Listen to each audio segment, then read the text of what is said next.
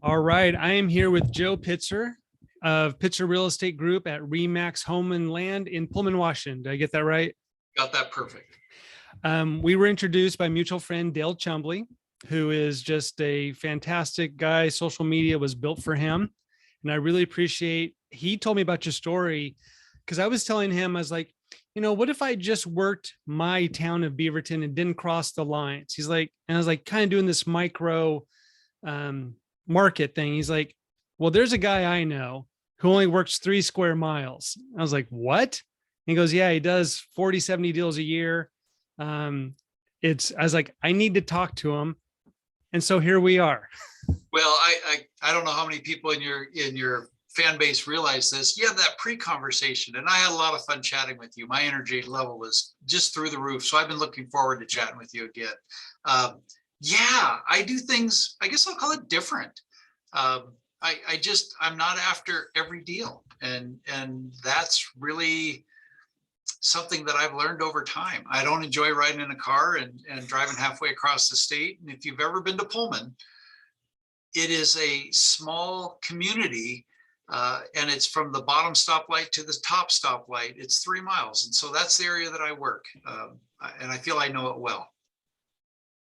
Now, what I found amazing, and I'm trying to pull it here, the map up, is that you've got Moscow, Idaho, 15 minutes away. And you said you're the designated broker for Idaho? I am the designated broker for Idaho. Yeah, and everybody likes to tease me. My agents that are Idaho primary, they absolutely crack up. They love the referrals.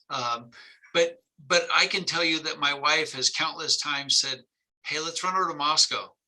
And I'm just like, no, thanks. And that's got to be a full, like you said, 15 minutes away. And I'm just not interested. I really just don't go over there. My agents absolutely love it because if something comes up, I'll give them a referral. If it's buyers, if it's sellers, I'll go over there with an agent in my car, actually in their car, meet them there, walk through the process, introduce the sellers to the agent and say, I'm not the guy that you want for this job. If you were in Pullman, I could do it in a heartbeat, but here's who's going to work your deal and who's going to do a great job. And I just truly believe that. I'm not the right guy everywhere. I'm not the Swiss Army knife. I do a lot of things. I do them well, but there's things I like and things that I don't like. And, being outside my comfort, not interested. So there's 2 big things I want to talk about. One, how, that's just not typical that people would stay so tight because agents are wanting to take business everywhere. So first of all, first thing I want to get into is how you got to that conclusion. And then the second thing is how did you turn it into pulling so many deals out of such a small area when agents, like I'm in Portland, agents are trying to go all over the metro area and they're barely getting 5 deals. So let's start with how you came to the conclusion to stay just within your city limits. Sure. I'm going to take a step back. When I told my mom, who lives in Seattle still in the same house that I grew up in 50 plus years ago, that I was going into real estate, she said, wow, why don't you come to Seattle? There's so many more houses over here. And that week, Governor Locke was still in office here in Washington. Couldn't tell you what year that was. I said, Mom, I sat in a room with 20 other people with the governor, and he listened to us. If I'm in Seattle, I'm a nobody. Over here in Pullman, and in my area, I volunteer. I have kids in the school system. There's not as many layers. And so you meet people, you talk with people, people see who you are. I've been on the hospital board for this community since 96, and this is 22. So about 26 years. And so I don't think I'm doing anything wrong. Oh, no. Goodness, I know no. I'm doing a lot of things right. But it's not all about me. People will say that, but wait a minute, I started this business at Remax with 4 other owners and a broker that was going to retire. And we said, why don't you come join us? And he was like, oh, if it's you guys, I'll come. I'll do that.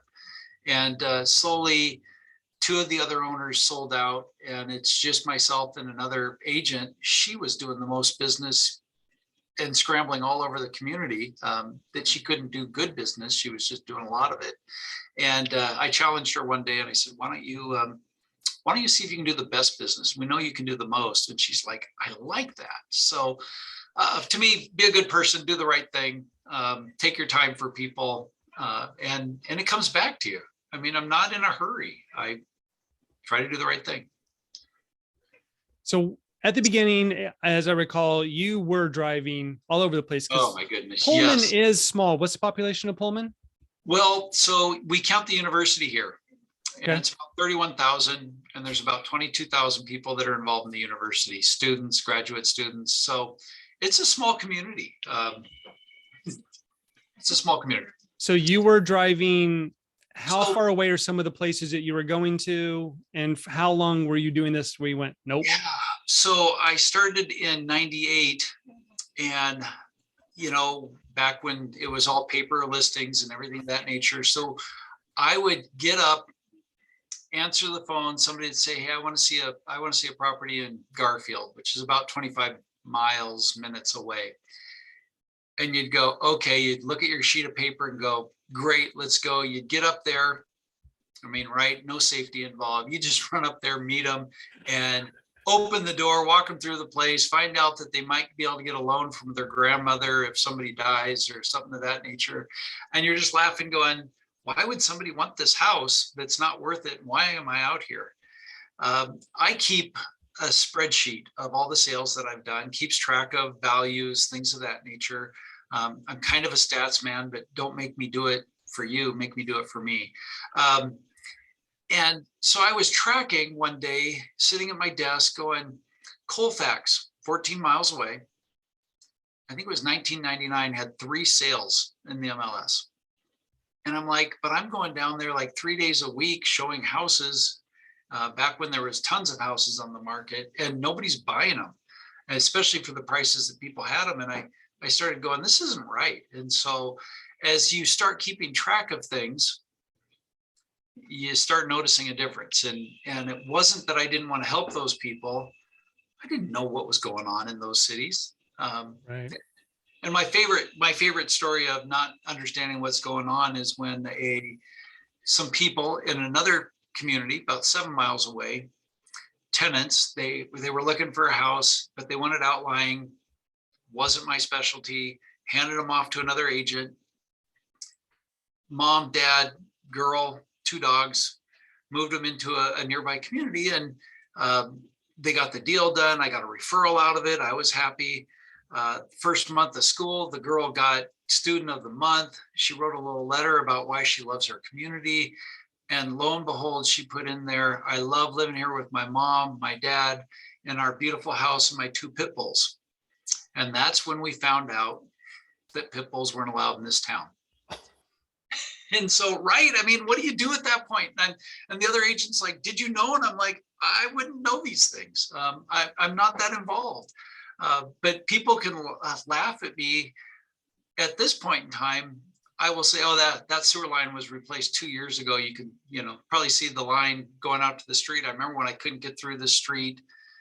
And so there's so much knowledge if you're working in a small area.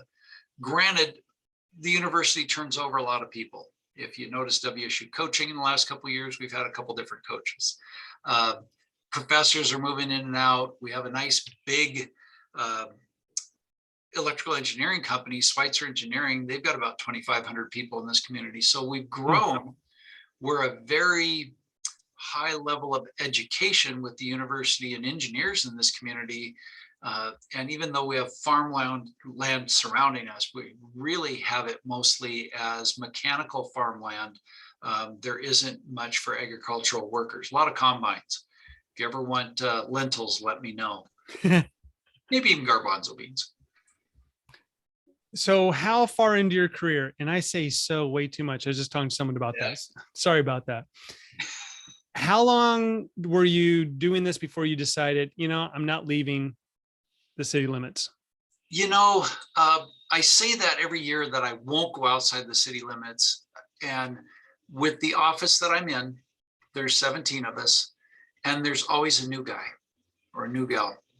And and I just instantly go, hey, I've got a showing for you. And the people come and I'm like, this person's going to show you the property. I won't let them go and make a mistake, but I really figured that out quickly, that it wasn't worth the price of gas to go places. I would say within the first 5 years of my career. And it's become stronger ever since. Now, last year in 2020, my son came to me and said, hey, Dad, I want to buy an investment property. He owns one in Pullman. And I said, sounds good. And he goes, this is how much cash I have to put down. And there's a house in Colfax I want you to go look at. And my son lived in Louisiana at this point. And so it was like, great. So I go to Colfax, find the house, look at it, and his mother does property management for us.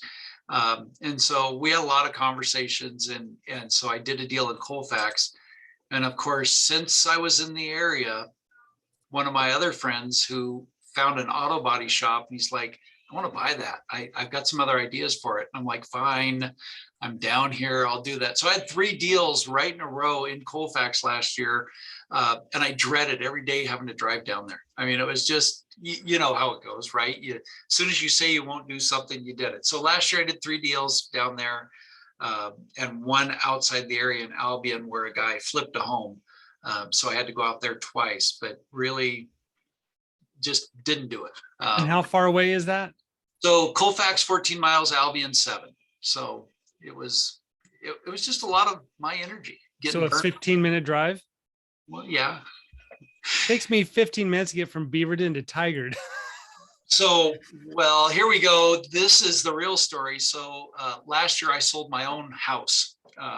First time I've ever sold my house as an agent. And it was 0.9 miles away from work. So almost a full mile.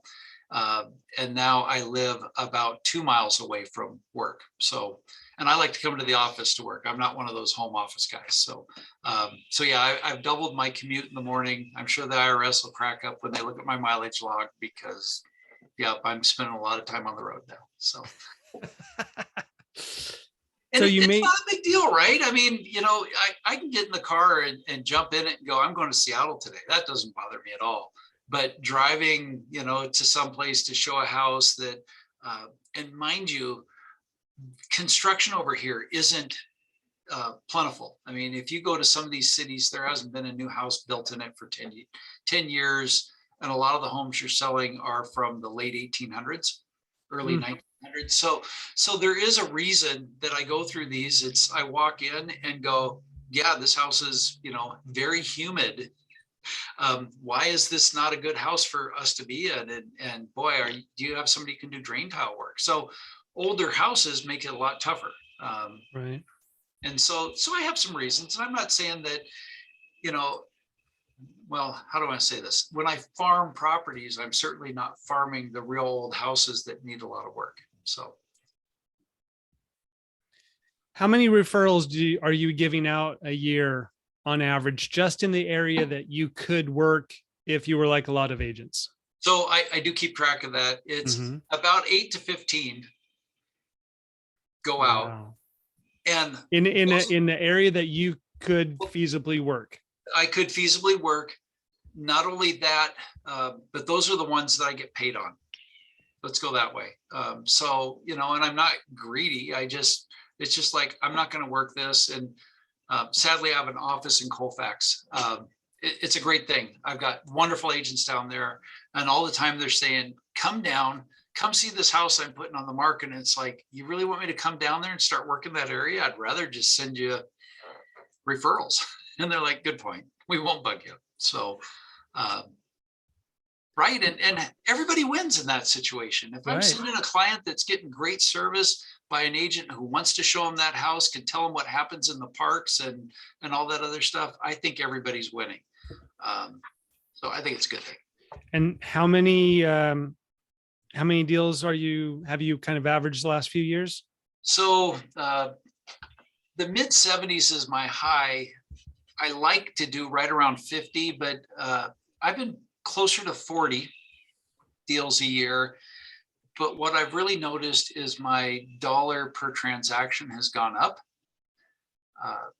quality deals. I get to take time and energy and work with the clients, answer a lot of questions.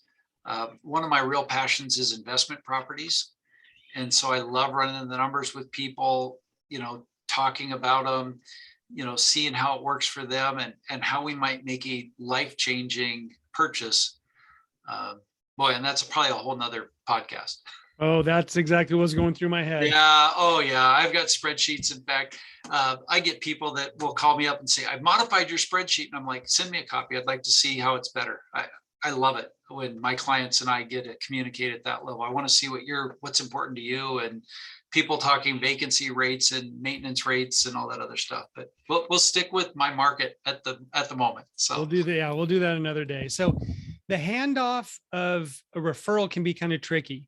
Now, you said you've got like 17 agents in your office plus other people that you know. Yeah, definitely. So one, do you try to pick whose personality you think fits? And then tell me about how you do the handoff so that look, you're the guy doing all these deals that everyone knows. To get handed off, you're like, I don't want to get handed off. So how do you build up the other agent so they don't feel like they're being cast aside? Yeah, today's market, it's really simple in the sense of, COVID. Let's go back over the last 2 years with COVID. It was, people didn't always get to go to the properties. People didn't always get to be with the person. I love getting people in my car, talking, laughing, finding out who they were, telling them what I'm going to do for them for the future. So you're right. It is a big difference when I hand them off. Sometimes you don't quite mesh well with the person, and it might be that the number of questions they ask just hits your threshold. And I'm okay with questions. I try to work out a lot of different things to make sure people understand how this is going to work. Newer agents are a great resource. And when I say newer, it could be somebody, less time in the business to say, okay, they're going to run out and show you this house. And then we're going to talk about it. So you can do things of that nature. I think we all have conflicting schedules. Sometimes you already have a person that's writing an offer on it, and somebody calls you and says they want to write or they want to go see it. So there's a lot of little pieces that come up. I feel that all the agents in our office are really well trained, and I sit down on a buyer's consult before it ever starts and say, here's how I'm going to go through the process. And I do spend the hour with people beforehand. I do get them pre-qualified to make sure that they are really wanting to make this purchase and why. So again, not in a hurry. It's not about me. It's about them. Want to make sure things go well. A fabulous agent joined our office, brand new, fresh, and she knows so many people and things of that nature, but she doesn't always understand the process. And it's been fun as you work with those people and say, okay, I'm going to have you go out with so-and-so and look at properties. It's certainly okay. And if you want to write a property or write an offer, now let me step back. If as you go down through the flow chart, my biggest concern is, will I be the bottleneck in the system?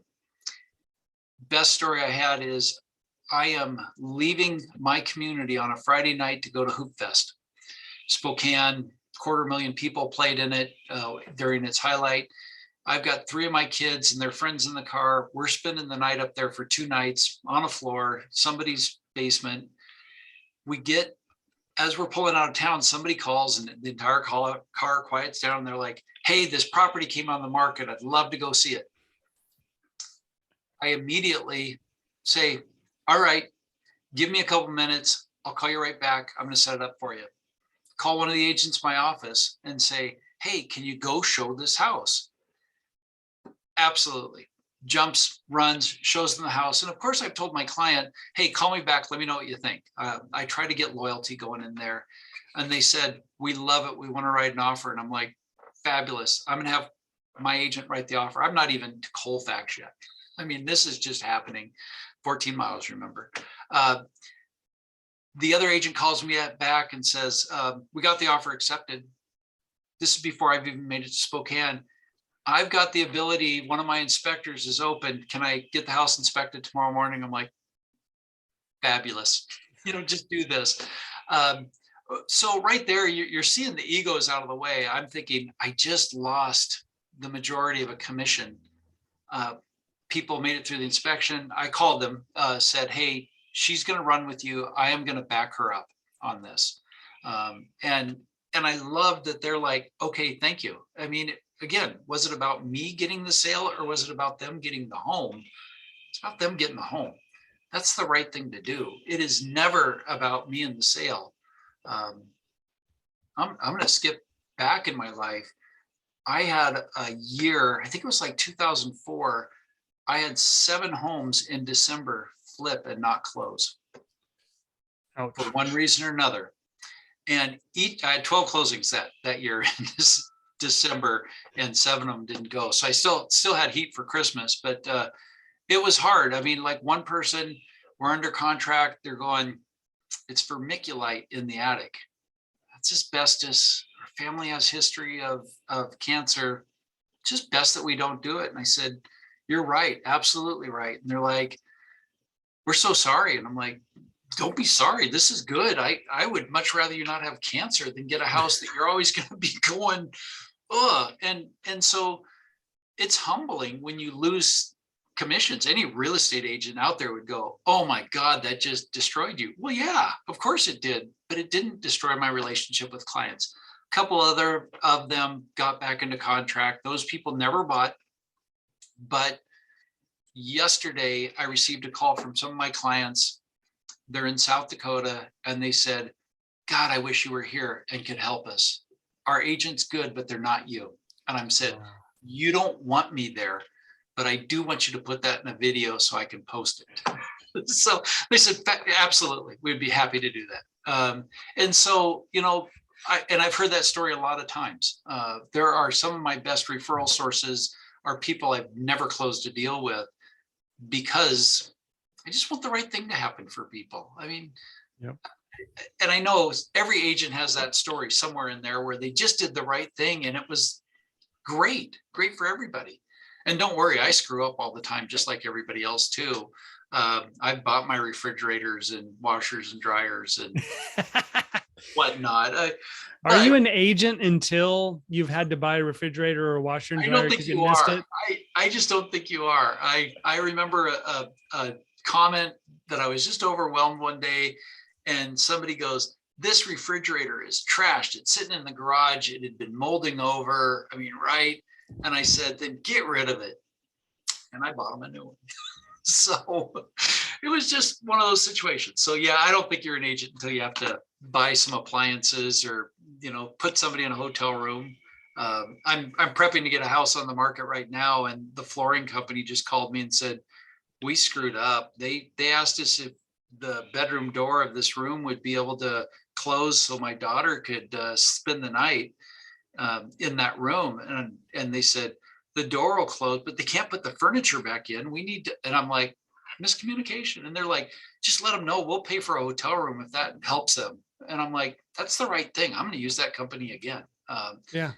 And that's what I tell people. I can't get you 3 bids on anything, but I can get you somebody who's going to come in, do a good job, and they're going to be responsible to me in the future of whether or not they ever work with me or my clients again. And that's not a threat. It's just, I need quality work when I need quality work, and I try to be a quality individual too. So is that harder in a small town where there's not that many providers, where, everyone knows each other, I think, for the most part in your area, right? Oh, definitely. Yes. Does that help keep people on the straight and narrow, or does that cause a little bit more bad blood? You're like, I know Bob's terrible, and God, we need to go find someone else. Yeah. And there's some contractors that they just do something wrong, and so I guess here's the way it rolls out. I tell my clients, hey, here's so-and-so, use them. If it goes well, let me know. If it goes bad, I need to know as soon as possible because I can't recommend them to anybody else. And I think I told you that I just built a new house and I had one of those issues, not with my builder. Love my builder. He's going to do some more work for me. But one of the people involved, just didn't work out. And I had recommended them to somebody else. And she called me, it was right before Christmas, and said, bad referral. And I'm like, oh, I am so sorry. They gooned me too. And she came over that night, had a glass of wine, and we chatted about, how bad it went. But the good news is we both ended up switching over to another contractor that has a great reputation. And they jumped in and they're doing a great job for us both now. So, but yeah, small towns are tough. Our contractor, one of them, he popped in the other day and we're chatting. It was a St. Patrick's Day gift for him. And we're chatting and he said, I'm booked out through July right now. And I'm like, I know, but I'm still going to contact you if I need something. He goes, I knew you were going to say that. Right. And Yeah. he's super booked. Every agent in this community uses him. And right. But it's because he does a good job. And that's what I try to do is make sure that I do a good job. And I think most of us believe that we do a good job, but I think sometimes we know when we don't. Hopefully our clients don't. Yeah. So how do you pull in so much business from such a small area? What are the you think are the main keys that you do that other people can replicate beyond your charisma, your whatever it is you're doing? Well, it's funny. So back when I started, it must have been the first month, I went and did the GRI, Graduate Realtor Institute, which I absolutely loved. I felt that put me in there. So education, I am always listening, reading, studying. I was talking with agents in our hallway today about, hey, did you read the update from our association? There was this and this in it. And they're like, okay, well, I'm going to tell you what this said so that you can parrot it back to other people and be more knowledgeable. I advertise. My first main advertisement was through a seminar. It was a 2-day seminar. Don't think the company's still around, but they said, advertise you. Make sure they know you're human. Find out what you're about, things of that nature. Social media, of course, is a big advertisement about you. I don't know if you're going to be able to see this that well. I have a things to do notepad. I have probably 15 years worth of different pictures on there. And I get people, I will show up and people are stuck receiving these. Most people are very polite about receiving it. I call it propaganda. I got more propaganda for you.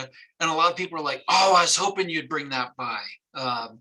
And so I advertised. My first major advertisement was in the local movie theater.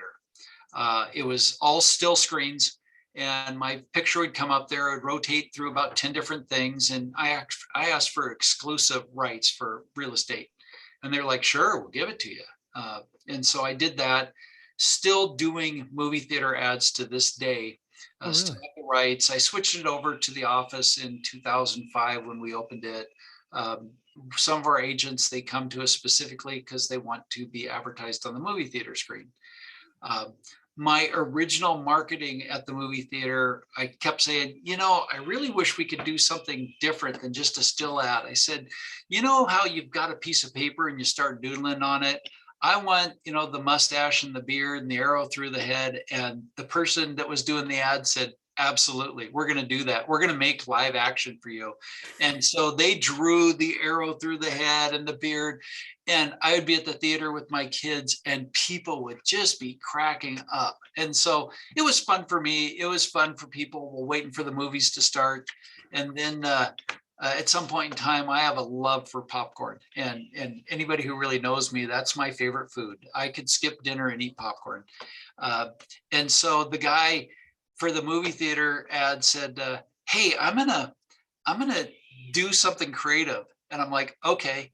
And he made it so I had a bowl of popcorn in my hand, and all of a sudden it would flip up, my head would bust open and come back down as I caught the popcorn. And, so it was just fun. So I've tried to make my advertising more fun than anything. But really, my whole advertising thing is to be available, help people. I can't tell you how many times I've helped somebody get their garage door open when the balance springs break and they're like, I have no idea what's wrong. It's like, yeah, your spring's broke.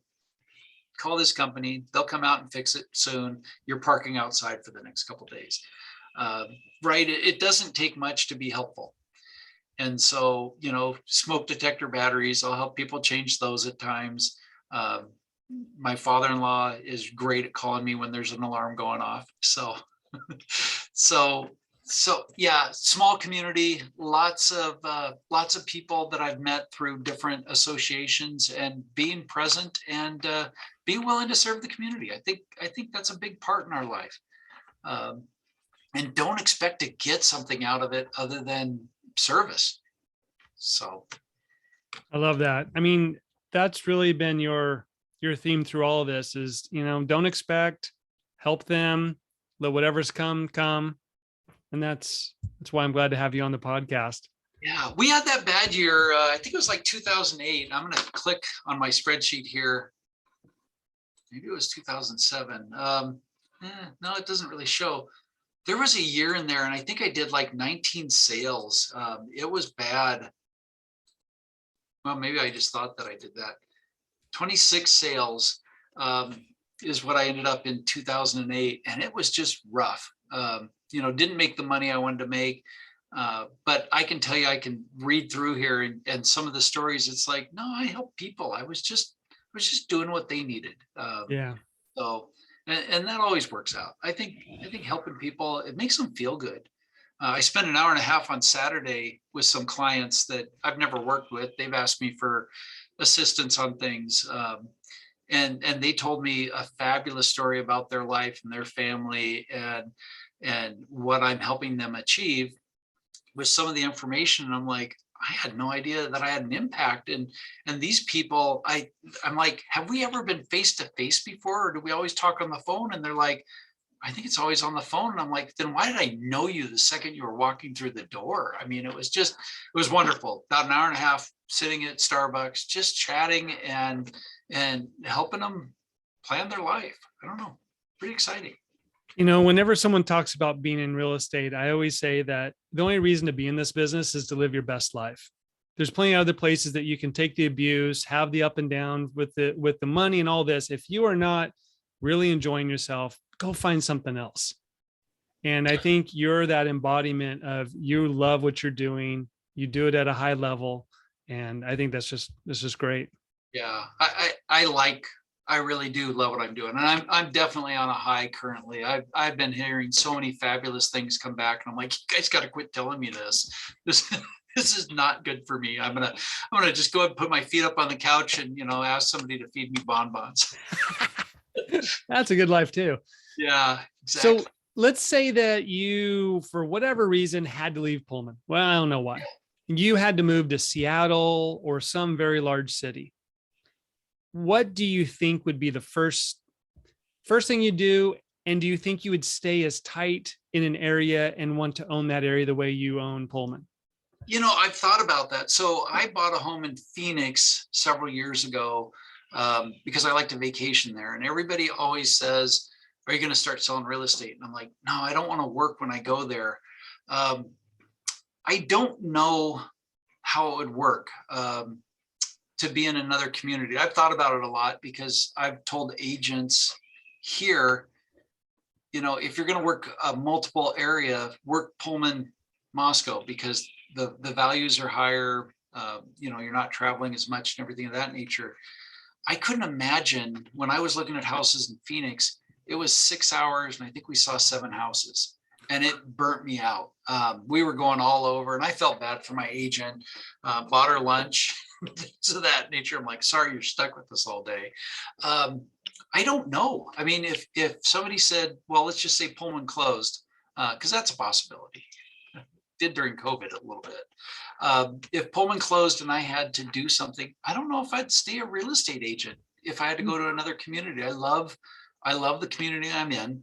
I'm committing to it. I built a brand new house. So I figured the next, 15, 20 years I'm here in that house. And no, I don't think I'd make it the same elsewhere. And that's not to discourage anybody from doing a small market. I just think I know my personal limitations. And I think everybody else knows theirs. When you stretch out beyond your comfort zone, um, you feel it, and I'm not saying that you're comfortable, so you shouldn't try any harder. I try new things all the time.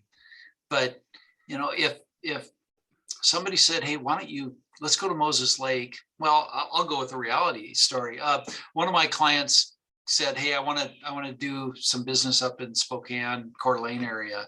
Want to build a new office or have a new office building. And I'm like, there's no chance that I'm going to give you anything other than an agent's name and go for the ride with you up there. I am not going to be your agent outside my market. So it would take a long time for me to learn another market the way I know this one.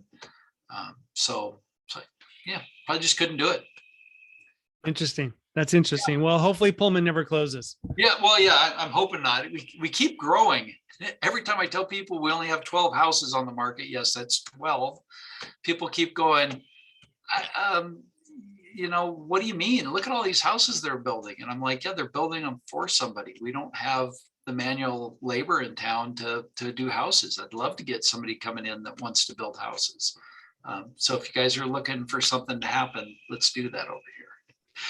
So something just hit me is that, so you're well known in that community. You've been doing this forever. You have the ads, you run a brokerage, you have new agents coming in. And, being in Portland, it's easy for you to, people not to know everybody. Yeah. And so you're like, I have a chance here in the big city. I can find someone who doesn't know somebody. So when your new agents come in, they're competing with you. Definitely. In the small pond. How do you encourage them that obviously other homes sell and you don't sell them all? How do you encourage them that they still have a chance to compete with you that's been doing this for 26 years?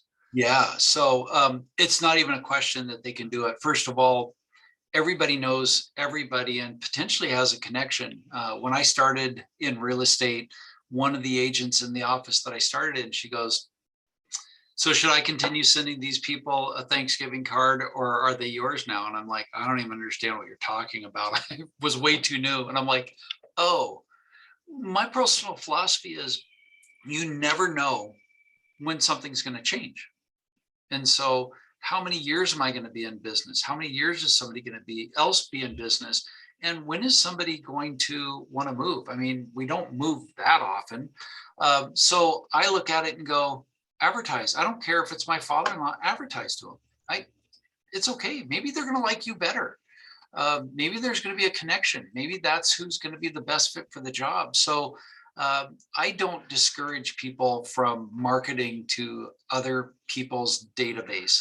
As long as you've got them on your own, you put them in your database, I say do it. What happens if your best friends, let's just say that the kids hate each other and you don't get to talk or hang out with each other anymore, and they join a new friend group and that person happens to be a realtor. I mean, who are they going to choose? Hopefully you've got them connected in correctly, but yeah, I mean, it happens all the time, right? So. Yeah, on the team I was on, people were, Jamie Beltran he works Wilsonville pretty hard. Most people know him. It's him and two other agents are really well known in Wilsonville. And so the other agents like, how do I have a shot going to the chamber where Jamie's there or going here or whatever? And in the end, people connect for whatever reasons. Definitely. And sometimes someone just looks like the cousin that used to pick on them when they were a kid and they're not going to work with them. You don't know what that thing is.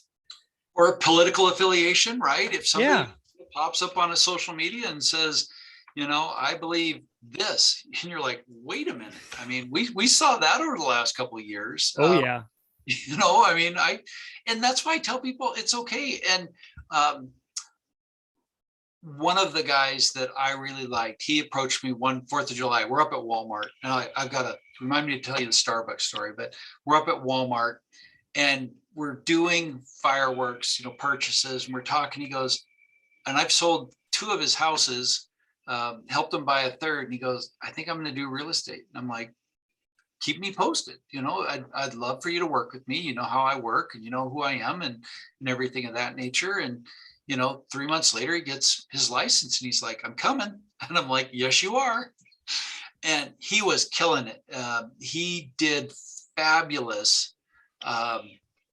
And I think he was on year 3 or year 4, and he'd surpassed me. Definitely doing a great job, a lot of connections, everything of that nature. Unfortunately, he passed away. Mm. And, you know, it kind of broke my heart in so many ways, because I wanted to see where he would end up. And I miss him. But he all the time said, I'm going to steal your clients. And I'm like, they're not mine. I mean, really, if you're working my exact database, I might be a little frustrated, but I do think you should cross market. And if they call you and want to go for that, that's great, you know. And I'm not saying, you know, go after other people's stuff, but make sure that you're out there and that you're known. You know, and he knew what I did. He you know, I already told you I liked getting people in my car and telling them things. I tell them stories. I tell them how to buy a property. I tell them to call me at any time, even if you want to know what time the movie starts. Text me. I'll give you the info. It really doesn't bother me. If you have a problem, I tell the story of, why wouldn't I tell the story of the garage door, right? Because who can you count on? Well, somebody's going to show up when you need them. So anyways, back to Starbucks. Here we go. Yeah. So I drink iced tea. And Starbucks has a policy that you can get a free refill if you're a gold member. And I refill probably 4 or 5 times in a day. Drink a lot of unsweetened, so that helps me keep my weight down. And met a lot of wonderful people that work at our local Safeway Starbucks. And so I would go in there, and it would be a good way for me to have some downtime, you know, go over less than a mile away and go into the store.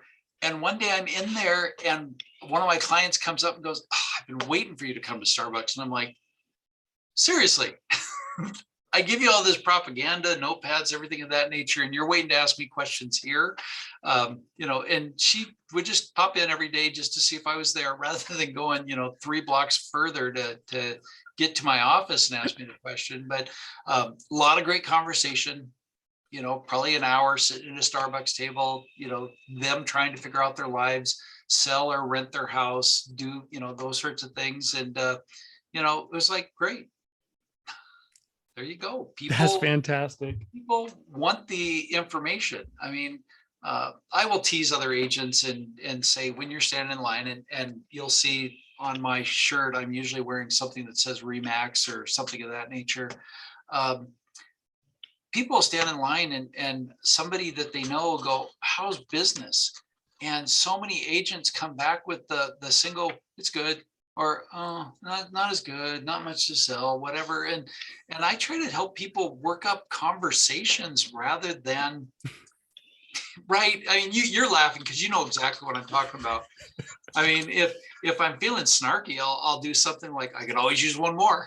You know, are you buying or selling? You know, and you kind of make the people laugh, and say, you know, if you really want to talk about that, you know, at the end of the conversation, I'd be happy to. Let's sit down and talk, or whatever. I did get a call last summer. Strangest conversation. Phone rings. I pick up. I try to answer my phone. Phone rings. I pick up. I'm in Safeway, and one of my past clients' friends says, "What are you doing?" And I'm like, "I'm at Safeway. I'm picking up stuff. I'm going to go home and barbecue." "Well, what are you doing right after this?" "I'm going to go home and barbecue." "No, like, can you stop by my house as soon as you leave the store?" And I'm like, "Yeah, let's do this." And she had an investment property that she thought she wanted to sell, and you know, showed up, did everything. Our pricing didn't quite agree, didn't get it sold, but she kept it, and she's still doing her thing with it. But she had some opportunity. But it was just kind of funny to have that. What are you doing right after this? So Safeway is a good place for me to pick up business. Apparently. Yeah. Well, so here's one of my big secrets for people that want to advertise in a small community. Walk into your local grocery store and start shopping, and go up and down every aisle and look at items and talk to everybody that you know, even some of the people that you don't know. And then write them all that personal Brian Buffini note saying, "Hey, it was great to see you at the grocery store. We need to catch up." Right? I mean, it's true. You miss people. You don't see them all the time, but when you run into them, people miss each other, Oh, yeah. especially after this whole COVID thing. And, now that in Washington, we have our masks off again, it's really great to see people's faces and smile and laugh and joke and, just hang out again, like we used to. Your attitude is not the typical attitude for a lot of the killers out there. And, you kill with kindness.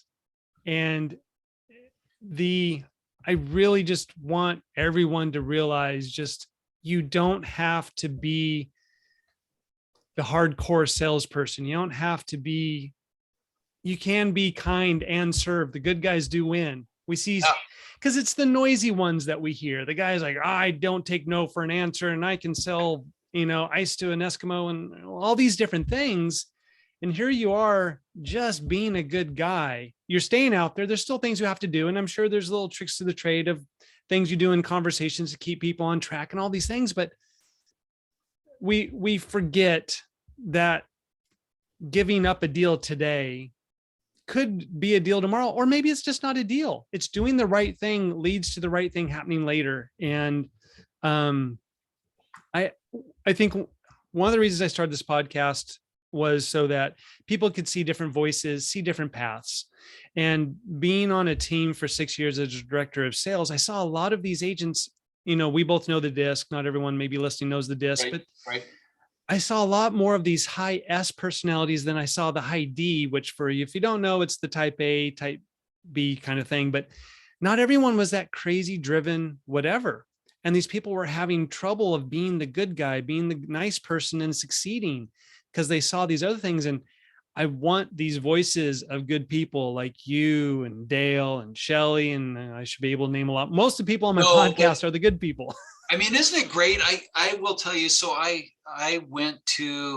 been president of the Whitman County Association of Realtors, I think 3 or 4 times now, to the point that I said, no, I'm just going to be one of the directors.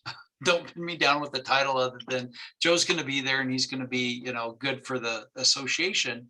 And I met Dale and several of the Vancouver group. And we've got a small group of people that hang out at the state meetings. And it's been fabulous. So as I've convinced other people to get more involved in the state and local associations, even national, it's great to say, hey, if you run into this person, just say Joe says hi, and I was supposed to talk to you. And it's been fabulous. One of my local people, she showed up and she goes, as soon as I said, Joe Pitzer told me, Dale reached out and gave her a hug. And she's like, I think I was welcomed into the family. And I'm like, definitely. I mean, and talk about somebody who has just a kind heart. I really enjoy my Dale Chumley time. So Great. he and I ran into each other in DC. He was actually getting off the plane. I was getting on the plane from a meeting. I'm like, of all people, you in DC, this is fabulous.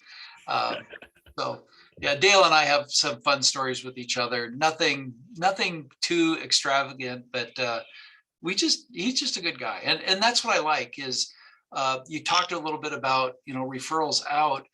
My referrals don't necessarily have to go to a Remax person. Right.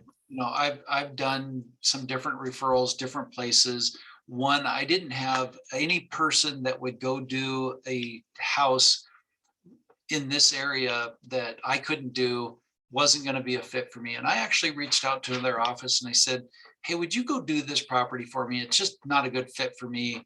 But I know you like to work this. And I'd worked with this agent in another office years ago. And she goes, really? And I'm like, yeah, really. Let's just do this. And so nationally, I have a lot of Remax friends, but I have friends from other offices, and you just want the right deal to happen. You want the right transaction. I told several people not to buy an investment property recently, and I'm thinking, why am I doing that? These people could buy that. Maybe it's a lot different for them. No, it's not. They trust me. I wouldn't send them on a bad transaction. Right. Do you ever, okay. One of my sayings for people is if we walk into a house and that wall needs to come down, remember, we don't have a lot of contractors here that I can push off to. Let's go find that house with that wall already gone. I do not want to have to sell a house that I don't want to sell.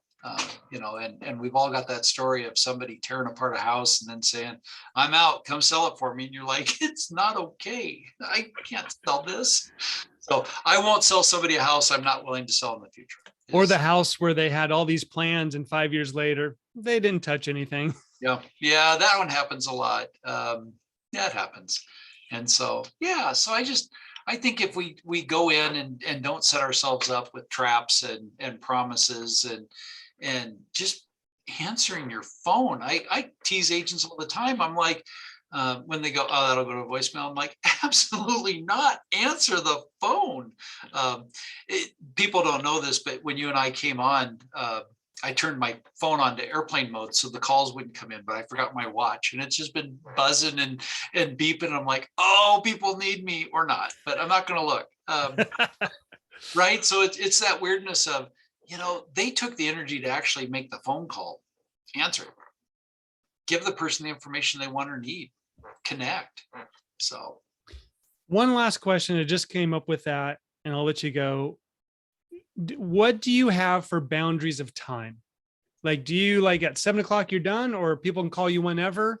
This is a big debate with newer agents and whatever. What's your take and what do you teach your agents? Sure. So I schedule everything.